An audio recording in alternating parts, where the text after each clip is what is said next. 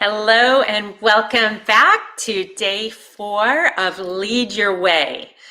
Day 4, back for more. I'm excited to see you and make sure that you say hello as you're dropping in. Let us know where you're calling in from today. Super excited to see you. And today's topic is a really important one for women especially. And it's about how to grow your income through your relationship and neural networks. So we are going to talk all about the money honey. All right, I'll give it a moment as people join. Drop in your name. I'm going to have a sip of water. Hello, hello. Hello from sunny San Francisco today, I'm assuming. It's nice and sunny here. Great to see you. Hello. Grow your income. That is what we're talking about, and I am excited to be talking about that today. This is really a critical one for women. Welcome in. Okay. So, hey, Cynthia, great to see you. So if you have shown up or, caught the replay all 4 days, put 4 in the comments. I would love to know. Hello, hello from the East Bay. Great to see you. Day 4, back for more. Hello, Diana. Great to see you. If you've been here all 4 days or caught all 4 recordings, drop a 4 in the comments. Way to go. Way to commit to yourself. Perfect timing as 2020 draws to a close. Oh, hashtag 2020. You and the internet going out yesterday. Thanks for sticking with me yesterday. Awesome, you guys. This is great. So excited to see you showing up for yourselves. Woohoo! Yay! I celebrate you. This is great. I'm so glad that you're taking the time for yourself. When do we do that, right? Especially this year. So I'm really excited that you are doing that and you're making the commitment to yourself. So as we do each day, what I'm going to do before we dive in is do a quick recap of what we talked about yesterday. Thank you for saying I handled the internet outage like a pro. Thank you. That's very kind. Like I said, I was really happy that you guys didn't hear me go, hey, what's going on? So yes, calm, cool, and collected as far as you know. All right. So we talked about yesterday about getting clarity on your zone of genius and how when you do that, when especially, I'm going to address the homework in a minute because I know it's a bit complicated, but especially when you get clarity on your strengths and your passions and how those two things could intersect and then different ways that you could apply them, that's super powerful because you're so excited, you're engaged, you're doing your best work. And I just want each of you in this session to recognize that when you think about those two things and you focus on that as opposed to focus on your fear, right? Back to the inner game. Let's move to the point of focusing on our strengths and our passions and know that when we do that and we think strategically about how to apply those, it gives us the ability to pivot into any number of different directions, okay? So again, it's not like there is one zone of genius.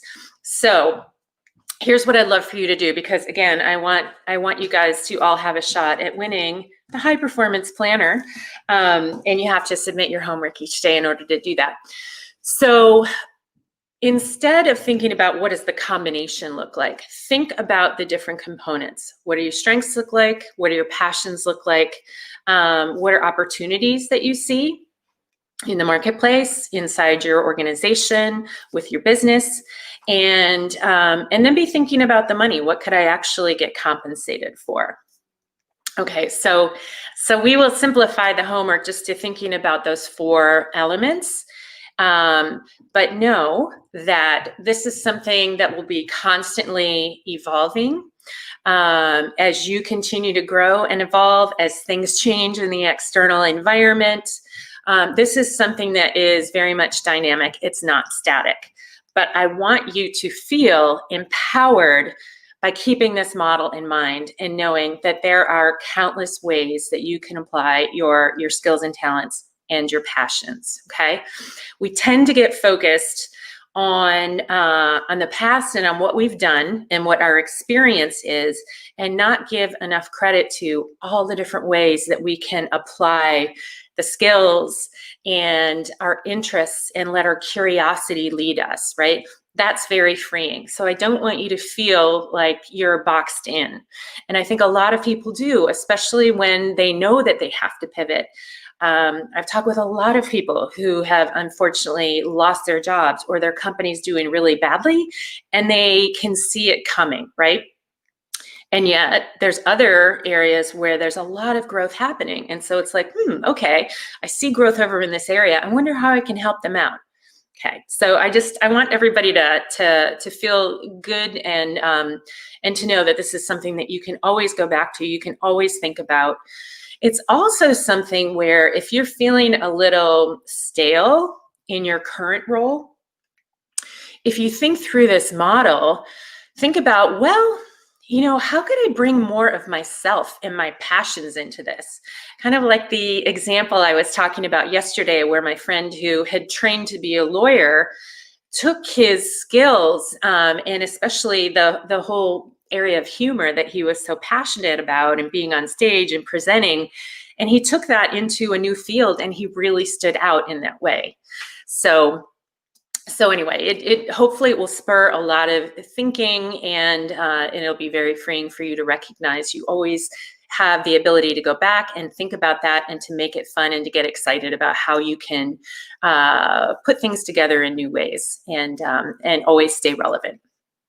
All right, so can you see the power in that? Let me know in the comments. Hopefully you understand that you know, that is a really powerful framework, and you should feel empowered. Actually, I hate the word should. I hope you feel empowered.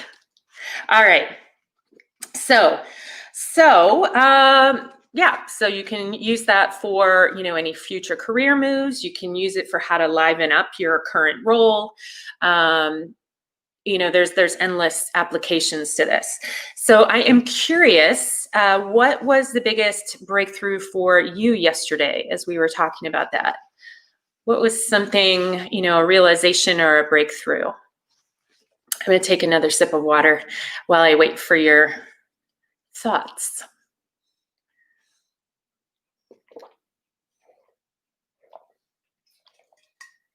I promise that I actually do wash this water bottle.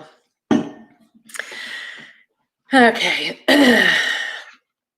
So let's hear it. What were your insights or breakthroughs from Zone of Genius, or even from some of the earlier days? I find that this builds, and hopefully it's getting you thinking each day and re-engaging, and maybe you have some realizations after the fact. But curious to hear what any breakthroughs are. And I'm not seeing anything in the comments, so go ahead and comment. I'll wait another few seconds.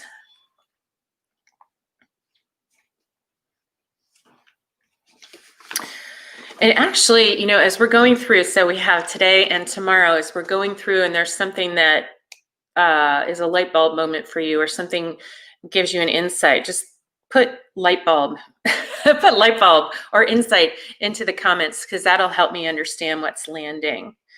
Okay, yeah, the idea that you can create income from that zone of genius. So true.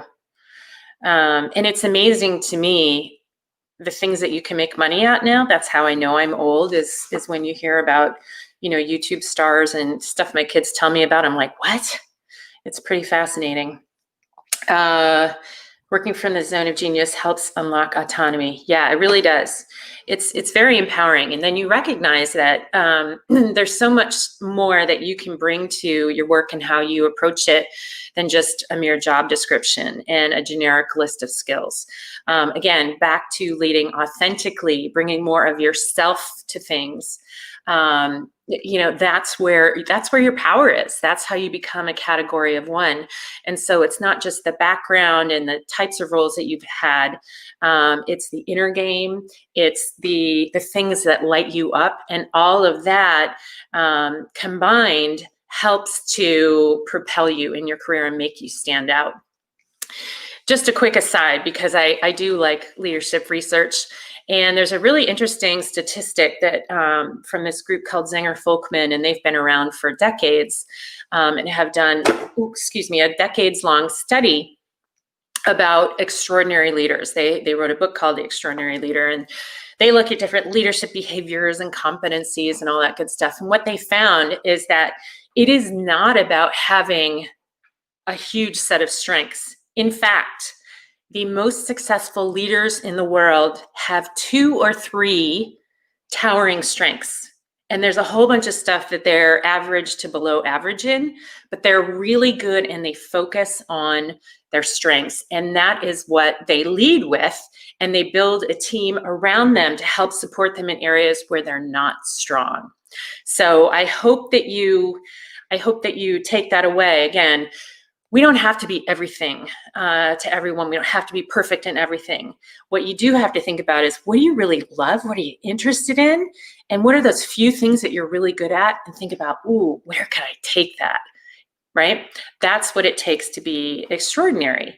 And also energize and have it be sustainable over the long term for yourself. Okay. Thought process that you can create a job or role around your passion and energy. Yeah, right? Yeah, usually, we're so trained to sort of fit into the mold.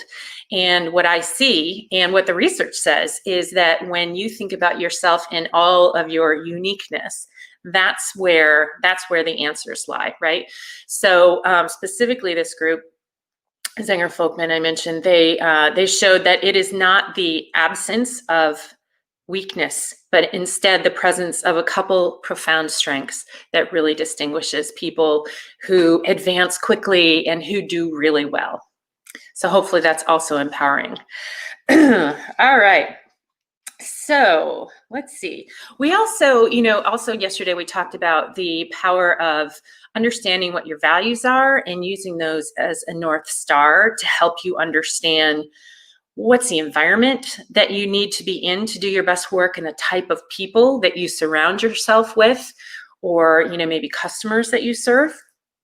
And what are those things that light you up that again, when you're expressing those on a regular basis, you feel like you're in the zone, like you're in that state of flow, right? And you don't have to, you're just naturally interested and engaged. All right, so we are going to dive in. That was a quick review of yesterday. So today's topic is one where I get really fired up because every time I read the statistics, I just get frustrated because it's been this way for a really long time. But I'm going to share some interesting statistics with you later, and hopefully this will be motivational to you as well, as motivating as I find it. So let's start at the top, and that is, you've probably heard this phrase that your network is your net worth, right? So we do not maximize our potential to be financially what's the word? We don't maximize our earnings potential or the impact that we can have by staying small and by just hoping that, it doesn't really matter who I know and how many people know about me and my unique talents and my passions. My work should speak for itself. And by the way, I'm not saying, don't feel like I'm saying, hey, you have to brag about yourself. But what I do know is that the larger the network that you have in terms of, not just close connections, but loose connections, the more opportunities you hear about and the more you will uncover different possibilities for applying your zone of genius.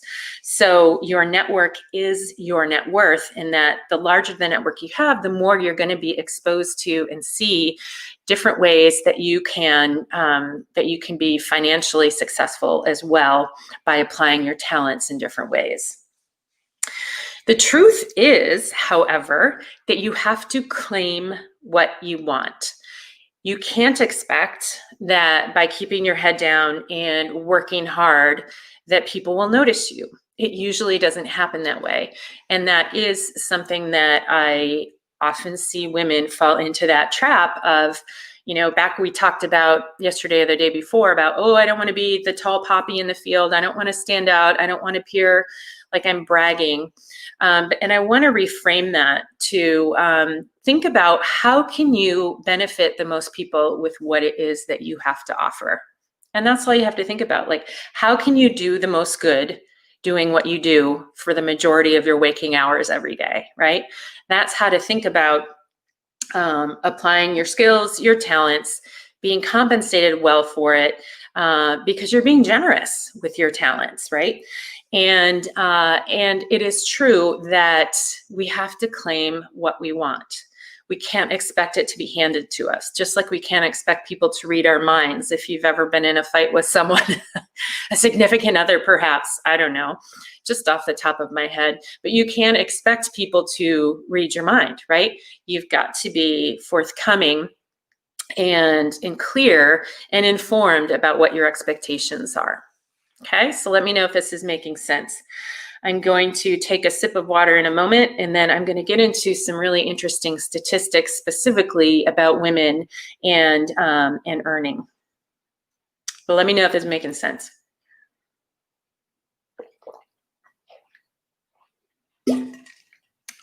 Okay. So let's talk about the money. In corporate America, women still earn roughly 80 cents on the dollar for every dollar that men make, okay? So sometimes you'll see 80 cents, 82%, 84%, but it's still really low. And this is despite years of focus and measuring and talking about what can we do. Also, I've seen some really troubling statistics that in this era of COVID, that women have been disproportionately affected. They're bearing the brunt of a lot of home responsibilities and dealing with work and deciding that it's just not sustainable. And so more women are dropping out of the workforce or they're scaling back. And there's a whole lot of issues at play in there.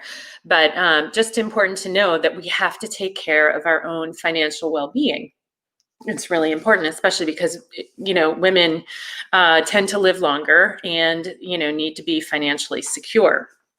So in corporate America, women still earn 80 cents on the dollar for every dollar that men make. Also, if you look at the private sector, so women own 40% of private businesses, but only earn what percent of revenue do you think of all privately owned businesses? So we know that women own 40% of privately owned businesses. What percentage of revenue from privately owned companies is your guess that they earn? I'd like to see your guess here. What percent of all private business revenue do women-owned businesses earn? Sorry, it takes me a while here to 15%. Okay, it's not it, but keep guessing. Let's hear what else. Any other guesses?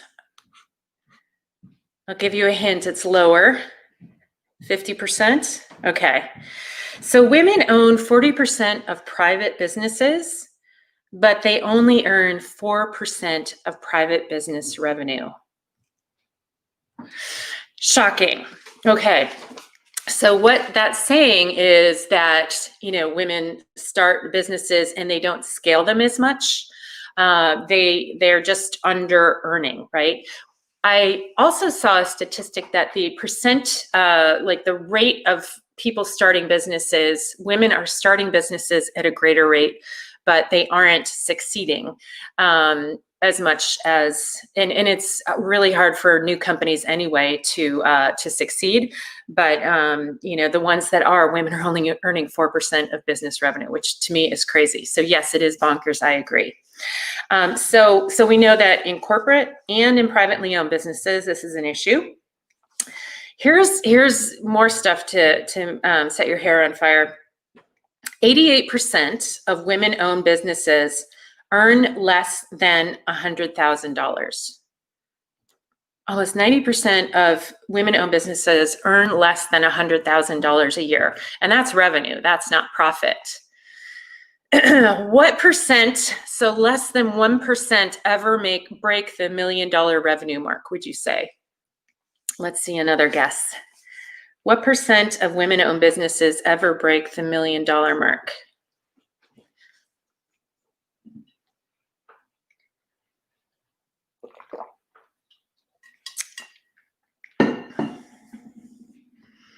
Let's see some guesses. 2%. Okay, it's 1.7%. So yes, winner, winner, chicken dinner. The person who said 2%, you are right. So it's less than 2% ever break the $1 million revenue mark. Okay, so we know in corporate and privately owned businesses, in the venture capital world, so women who are going for funding, hey Preeti, so when women who are going for funding, only 2% of funding goes to companies with all female founders. So hopefully you're seeing why it's so important to focus on this, to make it okay to talk about financial success and security, and also to raise your expectations and to be really well informed and to ask for what it is that you want and need, okay? So let me just, so I'm going to ask you guys some questions. I think this is going to be kind of fun and interesting. But before I get to those questions, is this surprising to you? Is this information that you already knew, or was this a surprise, seeing all of these statistics together? Which year are the statistics from? So some of them are 2017, some are 2018 and 19. It's kind of a mix, but I got the most recent ones that I could.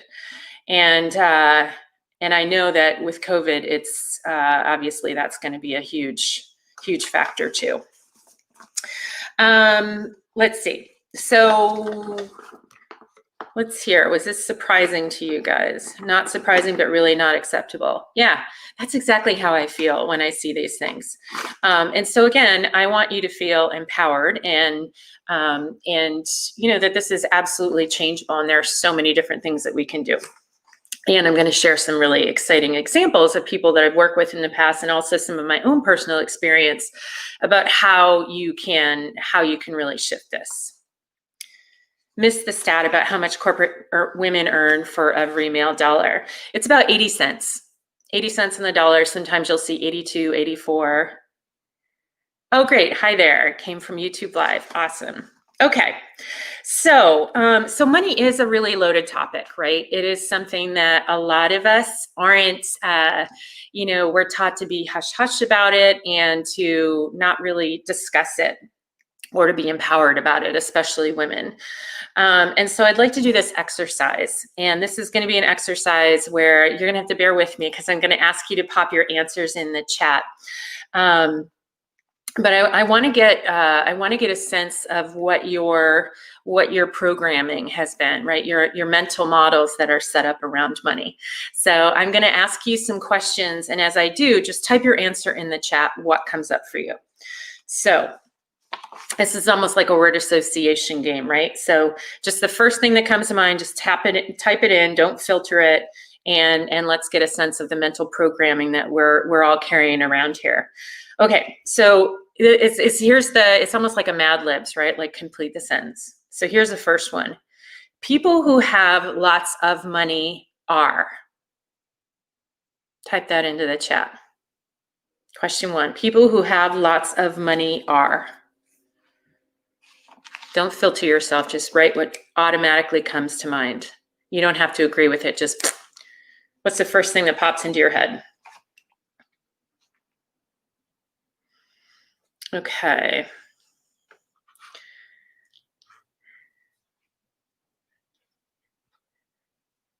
are business folks. Free, connected. Interesting. Rich, selfish. Yeah, you're hearing those, those, we all have them, right? Those automatic associations. Okay. Unhappy, interesting. Okay. Yeah, so we've got some mixed messages going on here. Here's the second question, or word association. Growing up, there were rich kids and poor kids. I was one of the, okay, so second question. Growing up, there were rich kids and poor kids. I was one of the,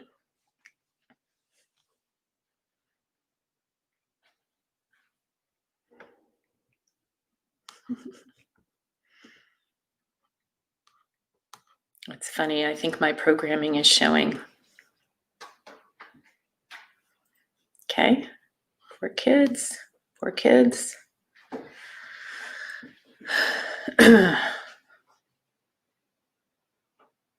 All right.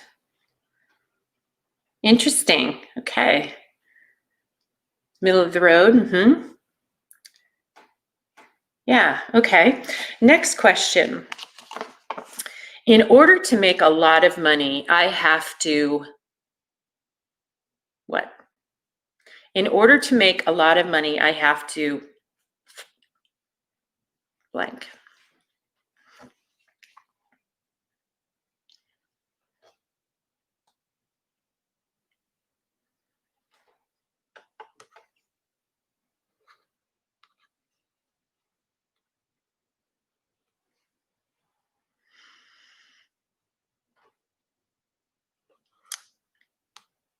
Work really hard and be smart. Yep.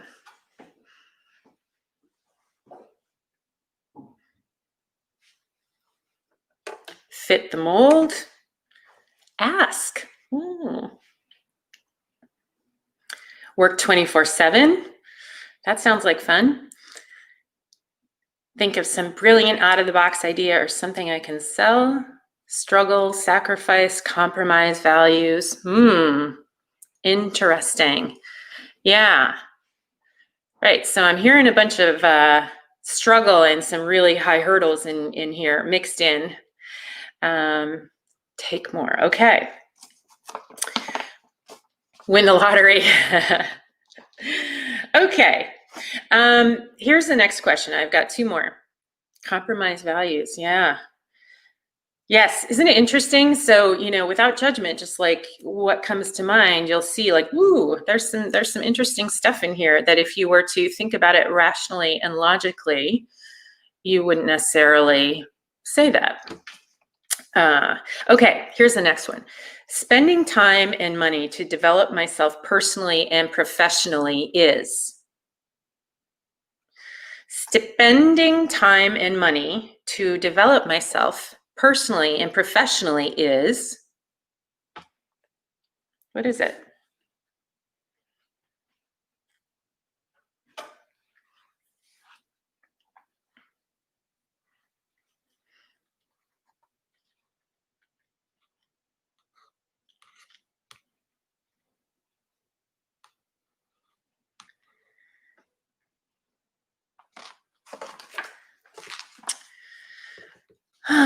Oh, StreamYard and your delays. Unfortunately, when I go over to the Facebook group, I can't really see any comments there. So let me know your thoughts. Spending time and money to develop myself personally, professionally is very important, but I'm not going to do it, which is sad. Okay, I'm sad for you, but here you are. So you're changing that already. Worth it in the long run, good ROI, love it. Selfish and intensive.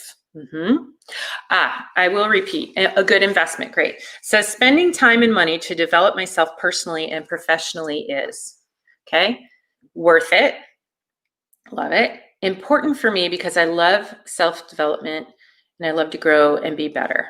Awesome. Okay. Yeah.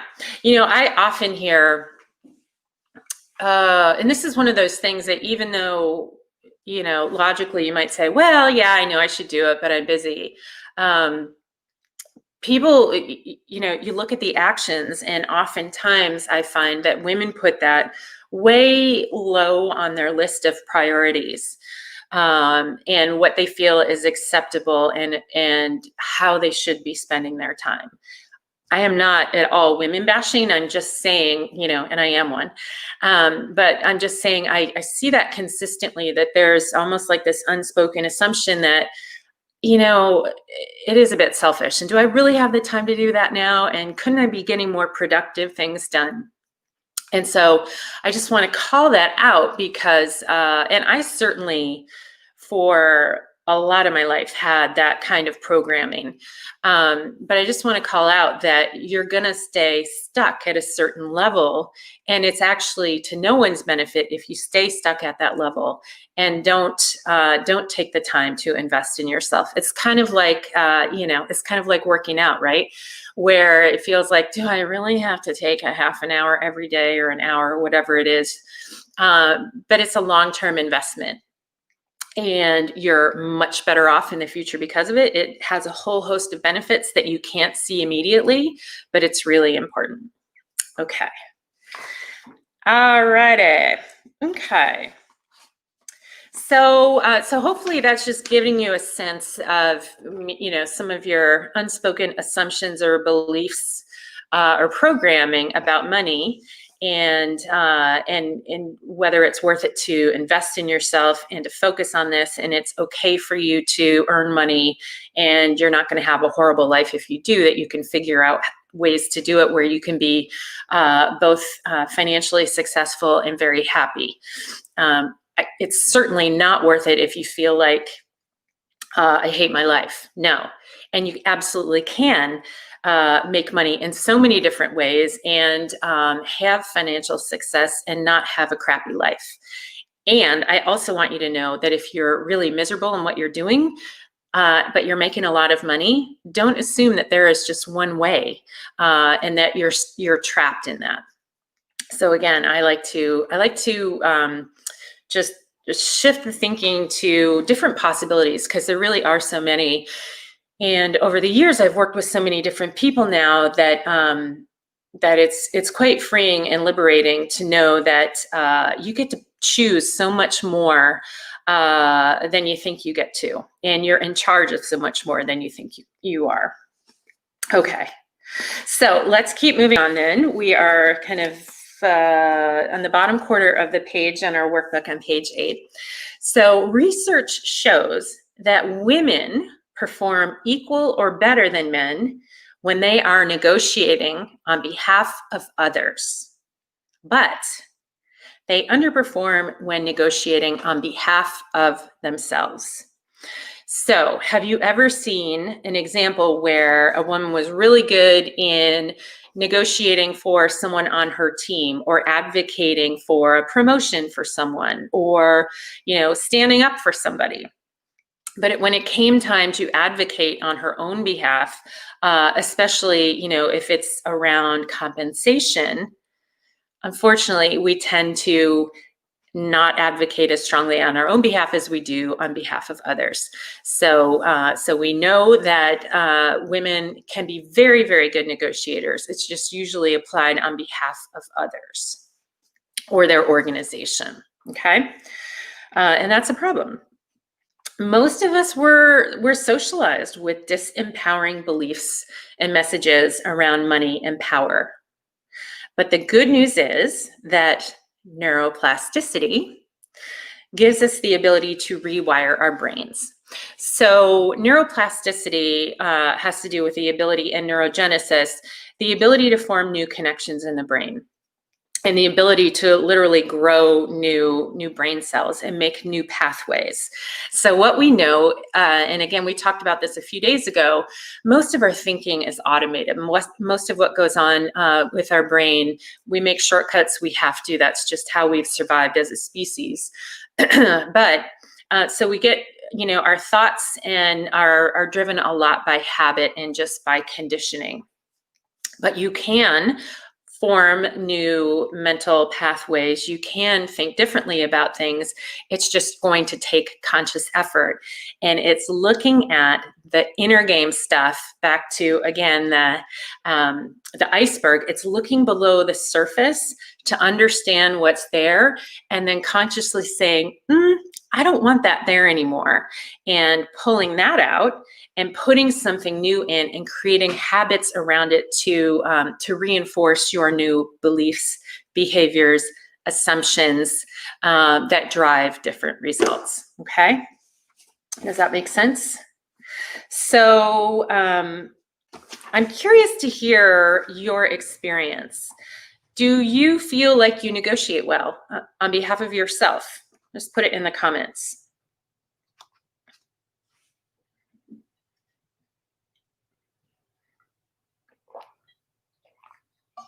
Do you feel that you're a good negotiator on your own behalf?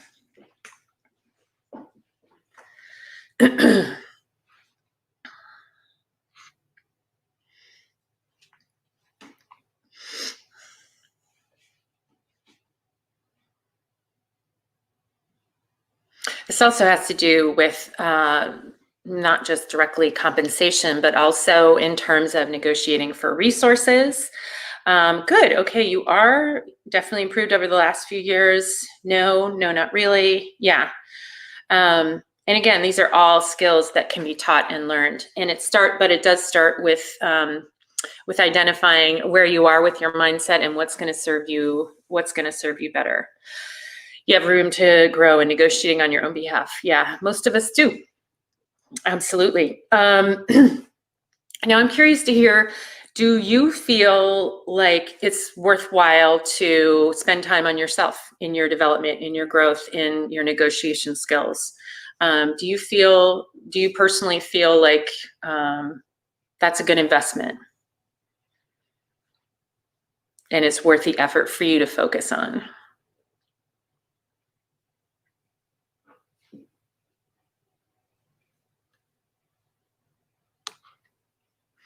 So what I see too, a couple things.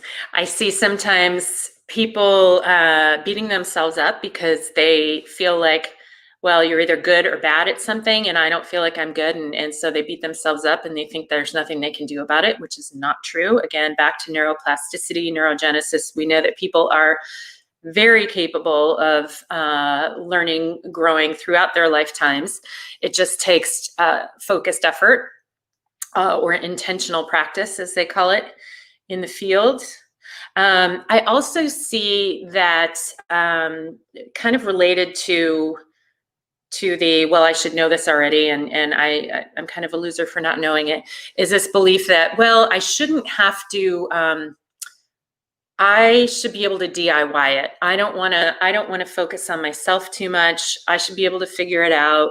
I'll just get a book on how to negotiate, or how to be a leader, or whatever it is, and I should be able to figure it out, and there's something wrong with me if I don't, right? So that's the DIY approach. And I just want to say, it's interesting. I don't see that as much with my male clients. I don't see them necessarily beating themselves up as much, or being not willing to spend the time and the money to invest in making themselves better. It's interesting. Even I have a friend whose husband is a really, really good golfer, and he still hires golf pros to help him refine and refine and refine. And I'm just thinking, I could never, I can't imagine there's many people who are as good a golfer as he is, but he thinks it's a worthwhile investment. So just kind of fascinating to me. All right. But hopefully you'll start to see, if you don't invest in yourself and make the time and put the effort into these things, you're going to keep getting the results that we talked about earlier, where women are just at a disadvantage, right? And I don't think that's right. And hopefully you don't you don't feel that way either, for yourself. So, so I'm going to share an example, and then I'm going to go through a framework in a minute. But I'm going to share an example about someone that I worked with, and and we were having a session. She was in a program of mine, and we had a session on negotiating on your own behalf. And she, it was interesting. So she had just left a large company and went into a smaller company and was taking on quite a significant role. But this other person had established the business, and so she was looking to negotiate her pay and stake in the company, et cetera. And just from sitting in this session and from talking it through and working on the empowered mindset and really getting clear on all the value that she brought, and thinking not just from her perspective, but thinking about this external person who had this organization, who really wanted to grow it, and how he looked at her and everything that she brought to the table. She actually ended up negotiating $40,000 over and above what she thought she was going to get. So in one conversation, she literally went away from this training and said, I've got to hop on the line with this person. And that was the outcome. So it's the power of really focusing on yourself, on your capabilities, on your worth, and then following it through with confident communication. And so again, I'm obviously not going to go into all the steps that were required for that, but I will share a simple negotiating framework a little bit later. I'll share actually a personal example. This was a really interesting one. This was talk about a leap of faith. So 5 years ago, I decided to come into my business for a second time, right? So I had done it before in the early 2000s, and then I felt like it was the right time, and I really wanted to get back into coaching, consulting, and especially women's leadership for a whole host of reasons. And some of the statistics at the beginning of today were part of it, and also having a daughter, And so I remembered, that I felt like, well, okay, so I have an education and I've had these roles, but I really want to know about running my own business and starting it up and how to do it, and how to follow examples of people who've done it successfully, so I can, sort of skip ahead and get past maybe some landmines that otherwise I might have stepped on. And so I was at a conference. It was a coaching conference, working on coaching skills and that sort of thing. But they announced that there was going to be this mastermind program. And essentially what it was a year-long program. And there were 3 meetings in person. And it was $30,000. And it was filled with these elite, high-level, highly successful coaches, consultants. And I really wanted to join it. I thought, oh my gosh, this would be incredible. Like, this is a powerhouse group of people. I'll be able to learn so much. And I really wanted to do it, even though I was freaking out, right? And so I remember leaving the main ballroom where this conference was being held. And I remember, going into the hallway and calling my husband on the phone. And I felt like I needed to ask him for permission. And I was terrified he would say no. I was terrified that he would think I was absolutely crazy. And I remember, I just said hey, there's this group that I really want to join, but it's really expensive. And I told him how much it was, and he didn't say anything. And then I put it out there and I said, I'd really love to join. What do you think? And I was sure he was going to shoot me down. And instead he said, I trust you. If you feel like it's the right investment for you and for your business, then I trust your judgment. Go for it. And I was shocked. And I was almost, really? I almost wanted an out, because it was going to force me to level up my game, right? And to show up in a new way and get a lot out of that investment if I was going to be making that kind of investment. So I remember just being shocked. But I felt like I had to ask permission, even though it was my business. It wasn't his. It was also a really interesting thing in that it made me realize a lot of the disempowered messaging, and almost like I call it like my BS bubble that I had surrounded myself with. Like, someone like me can't do that. That's not a good investment for a person like myself. Well, other people do that, but that's not for someone like me. So it was really interesting, when you push yourself, when you put your time and your resources behind something that forces you to step up, and it's like it's a significant investment, it shifts how you show up, right? And so that was part of me having to show up in a different way, and break through my BS bubble. So I don't know if any of you can relate. Does anybody tell me what do you think is in your BS bubble? I know we've talked about a few of these limiting thoughts or beliefs here today, but what do you think is in your BS bubble? What do you need to get through in order to take yourself more seriously or operate at a higher level? What do you have to let go of? Or just stop believing because it's really not serving you anymore?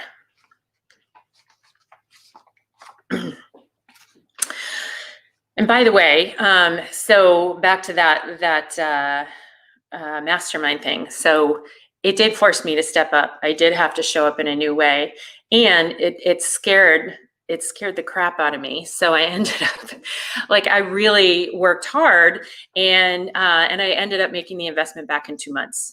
Would I have, made that incremental amount of money over and above if I hadn't done that? Probably not. I kind of had to scare myself.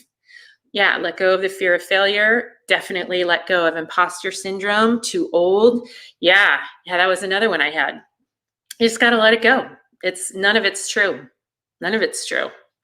It's part of this bubble that you surround yourself in, and it's the stories that you're telling yourself that keep you safe. But you have to pop the bubble in order to let yourself expand. Okay, BS bubble is disagreeing or saying no is rude, non-productive, or lazy. Absolutely. Yeah. So, well, I'm the reliable workhorse. I can't say no. It's rude of me to have boundaries. Boundaries is a huge issue that I work with people on, women especially. Yeah. Okay. So you can see it's interesting. I mean, just in this short exchange, you're seeing some stuff that it's important for you to look at in this inner game and think about, okay, that's not going to help me with where I'm going. Okay. So I just want you to think about that. So recognize that you're here now. It's worth it for you to be thinking about yourself, focusing on yourself. And so give yourself permission to not limit or feel bad about time spent on yourself or money, right? It is a worthwhile investment. And again, it pays off in so many other areas of your life. Most importantly, how you see yourself and what you believe is possible for you, the amount of freedom that you believe you have, the satisfaction and the fun that you believe that you get to have, all of those things. Okay. And, and this has been something that I have done every year in my business since. I always spend at least 5 figures on some kind of professional development, because I know that it's a motivator to me. I feel like I gotta make back that investment. I gotta make it worth my while. And it forces me to show up at a new level. So think about, like, what's gonna get you, how are you gonna show up at that new level for yourself, and start just letting go of some of this stuff that's holding you back, that just isn't helpful to you. Okay. All right. And then, there's one other thing that I want to say, and that is that whole idea of feeling like I needed to ask for permission. And what's really interesting is, I could see where if it were a hobby or something like that, I can see asking for permission and joint funds, but it wasn't, right? It was business funds. and it was for my business and for my career. So I also want to challenge you to think about that. If you're starting a hobby, then yes, maybe it does make sense to run it by someone, your significant other, maybe get permission or at least have the discussion. But the other question too is, how empowered do you feel to make financial decisions about yourself and your career and your business? Okay. And to explore, do you really need to ask for permission, or should you trust yourself and your judgment to be able to make that call and make an investment in yourself and trust that you will step up and fulfill on that. Sometimes we need to scare ourselves. I know I certainly do. Okay, so bear with me for a second. So who thinks that, based on what we're talking about, who thinks that you need to show up for yourself in a different way? That you need to get rid of some gunk. There's space for some new neural pathways, right? And again, most of us were raised with these disempowering messages. It's just stuff that we absorb. We think, oh, that's for other people, it's not for us. But again, if you want to live an extraordinary life, you have to do extraordinary things, right? And that means outside of the ordinary. And so that's what I want to, just bring up is we have to get used to sticking out, to being a little different, to doing things differently if we want different results. And again, back to the mindset drives behaviors, behaviors drive results. If you want different results, don't just go back to the behaviors. You got to go back to the mindset and say, do I need an upgrade here? Do I really need to shift what I think is possible? Do I need to shift my boundaries? Do I need to shift my level of confidence in myself? Do I need to shift my belief that I need to ask for permission in order to get what I want? Probably. Okay. Yeah. So good. I'm glad I'm getting you, hopefully I'm getting you fired up. So, so let's talk through this simple framework for negotiating with ease. And ease is an acronym. I love myself a good acronym. And here's what it is. E stands for, the first E is empowered mindset, right? So just like I talked about, you have to upgrade your mental programming, and it's absolutely possible. And I suggest that you hang out with people who have upgraded mental programming from you. That's one of the fastest ways to do it. And learn from them. And you have to, right? And you have to do the work. So have an empowered mindset. Know that you're always learning and growing. That's the wonderful thing about neuroplasticity. You can always learn and grow, and that's a good thing. It's not a bad thing. It's nothing to be ashamed of. It's something to be celebrated. And so have an empowered mindset and be willing to not just learn, but to do, right? Information does not equal transformation. You got to do things differently. So start with an empowered mindset and know that it's absolutely possible for you. Number 2, A, assemble the facts. You need to benchmark. So back to the example I gave about the woman who negotiated $40,000 above and beyond what she thought she was going to get. She did her homework, and she, talked to people who were also joining smaller firms and got a sense of, did some back of the envelope and thought about the value she could bring to the organization. There are certainly, if you're in a larger corporate environment, you can go to salary.com and PayScale and other things. You can talk to people and get a sense of, what are the appropriate benchmarks, and, and who are people who are sort of your peers, and know what your different negotiation points are beyond money as well, right? So assembling the facts, you want to think about the full picture. And that's something, again, in that in the negotiating on your own behalf session that I do, we look at all the different components, because there's a lot more stuff than just salary or bonus or equity. There are a lot of different things that come into play that can be negotiating points. And some of them you'll care about and some of you won't, but you can do puts and takes on things that maybe aren't a big deal to you, but they could be a big deal to who you're negotiating with. So very important to have all your facts lined up. The S is simulate the conversation. This is what I mean. Practice several times. You have to get used to saying the words on your own behalf, and to get to the point where it's no big deal, where it can be just a conversation. It's a business conversation. It's not a loaded topic about, that's a judgment on your worth as a person. And that is oftentimes like that unspoken assumption that we have going on in our head of like, oh, I'm dreading this because it means I'm either worth that or I'm not worth that. It's like, no, it's just a business conversation, right? But you want to get to the point where you can have it in a charge neutral way, where it's, it's like, hey, will you pass the salt and pepper, right? With like that degree of nonchalance. You want to be able to have conversations like that about money. And then, and certainly as part of simulate the conversation, you're going to want to think about, well, what are the objections I'm going to get and how am I going to handle that? You want to practice that too. So it becomes no big deal. And then E is engage strategically, and know that many successful negotiations happen over a series of conversations, and that's okay. So it's not like one and done. It's not like either get it now or I never get it. Sometimes it's about timing. Sometimes it's about a series of conversations to, have conversations and negotiate different components, right?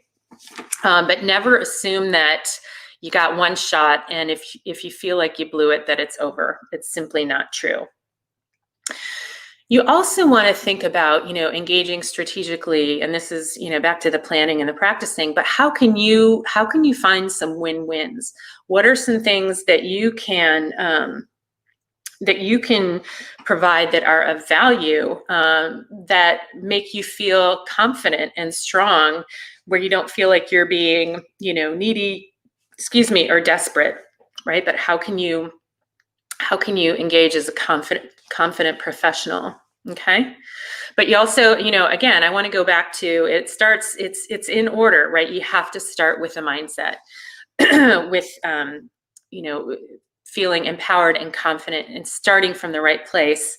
You get that right. And then you put your facts in order, you practice, and you engage strategically. All right. So let me know if this is making sense. And I just want to say, because I know we are running short on time here. I've had a number of people reach out to me and ask about, like, this is great, how do I take this further? Or, can we have a quick conversation? So, and wanting to know, like, if you do, what possibilities are for working with me. So I'm going to put, I've opened up some spots on Calendar if you want to set up like a free 20-minute mini strategy call. Let me put the link in the comments, and I'll also put it in the Facebook group. But feel free to grab a spot on my calendar. I've opened up a few spots. It's with me. It's not with a member of my team. But I am happy to talk that through. And, even if you think, well, this has been great, we can still talk about, well, how does all this apply to you, right? And so what we'll do is we'll look at where you are now, where you want to be, and what's the path to get there.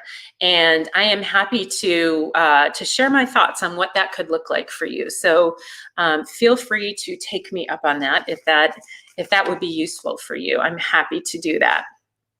And don't forget that we get to be back here tomorrow for our last day, day 5, taking empowered, courageous action. We are going to be planning out your 2021. It is going to be super fun. And don't forget to do your homework. And also, I know that people dropped off last night on the homework. So again, make it simple on yourself and think about your strengths and passions. And here's your homework for tonight. I want you to let yourself dream and suspend your disbelief about what is possible for you, and let's just put your dream exciting things in the homework. So number one, my dream income would be what? Number two, the things that would make possible for me are, what would that make possible if you made your dream income? Number three, what stops me from already having that income? And number four, if I had that income, I would feel what? How would you feel? All right, my friends, so great to see you. Can't wait to see you in the chat, in the comments. Again, feel free to set up a call with me. I would be happy to do that. I've opened a few spots in my calendar. Would love to talk with you.